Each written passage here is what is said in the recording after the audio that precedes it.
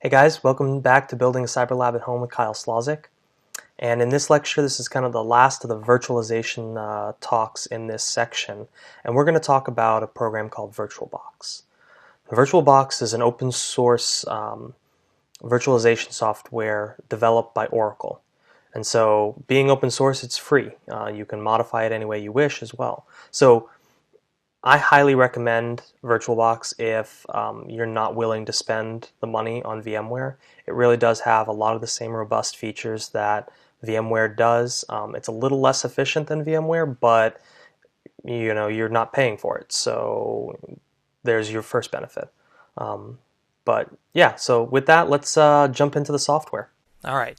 So this is the Oracle VirtualBox Manager and the GUI for the interface there. And you can see it looks a lot different than the VMware interfaces that we've been seeing. The beauty of Oracle VirtualBox is, one, it's free, it's open source, and it's cross-platform. So you can run the same application on Windows as you can on Linux and as you can on Mac. So just like in our other lectures, we're going to do build a VM. So we'll click New, and you come up here, and I'm going to type in Ubuntu. And you can see that I type Ubuntu, and it comes up with the type is Linux. And you can see there's a couple of different types here: Microsoft, Solaris, BSD, and then the version here is Ubuntu 64-bit. But you can see that there's a bunch of other different flavors of Linux that have that Oracle VirtualBox has profiles for. So we'll continue here. It recommends 512. We want to be standard, and we want to give it a gig of memory. So we'll continue with that. Oops. There we are. Continue. All right, hard drive. Now, the hard drive is done a little bit differently in VirtualBox than it is in VMware. Because VirtualBox is open source, you can choose different styles of virtual hard drives. So we're actually going to create the virtual hard drive now, and it's going to ask us what kind of virtual hard drive file do you want. VDI is VirtualBox disk image, and that's kind of the standard if you're going to stick with VirtualBox. However, you can do a VDMK, which is the VMware or the VMware style virtual hard drive, and a couple others, Parallels, QEMU, and whatnot. But we'll stick with VDI, VirtualBox disk image. And we want to do dynamically allocated for the physical hard drive here. So what that means is that I have given it an 8 gig hard drive, and the initial installation may only take up a gig of that 8 gigs.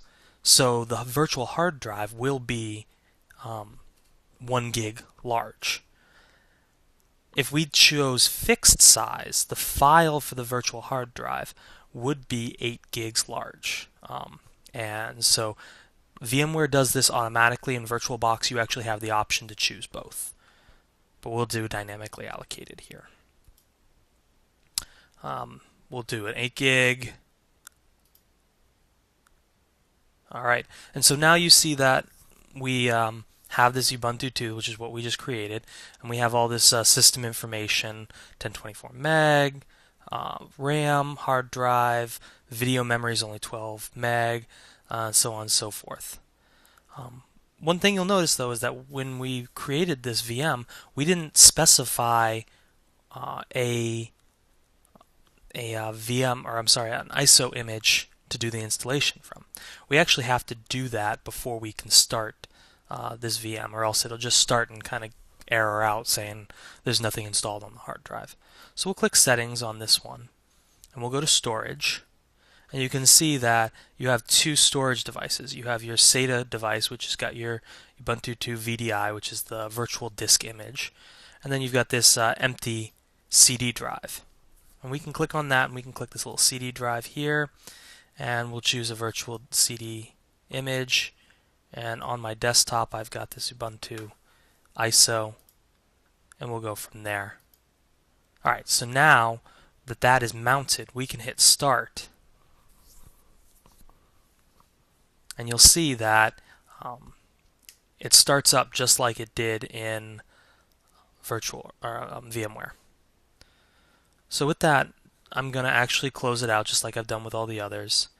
And we're just going to power off the machine. And because I've got this Ubuntu running here,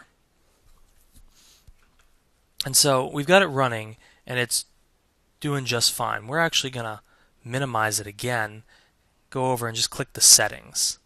And we'll go over each of the settings here. We'll show you. So the system here, again, you can change the amount of memory. You can change the boot order here. CD drive is second to floppy and to hard drive. The processor, you can give it 1 or 8 cores.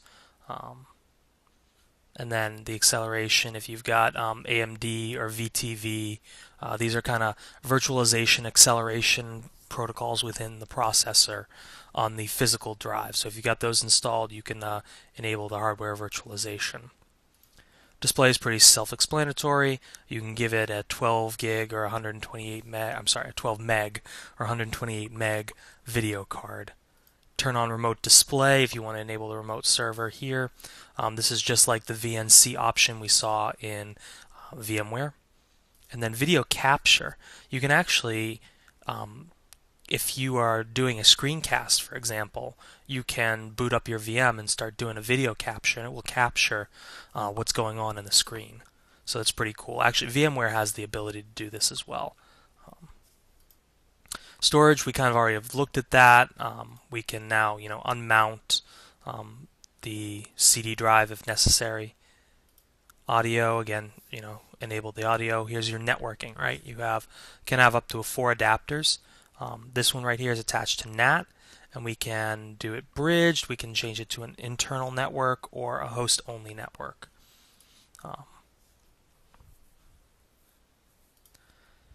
Ports, serial, we don't care too much about, but USB here, you can add USB filters, and you can actually set it up so that anytime a specific device is mounted, it automatically mounts to the virtual machine. And then finally, here's your shared folders if you want to add those or not. So that's VirtualBox in a nutshell. It's really a great system, especially since it has all the same features that VMware Workstation does.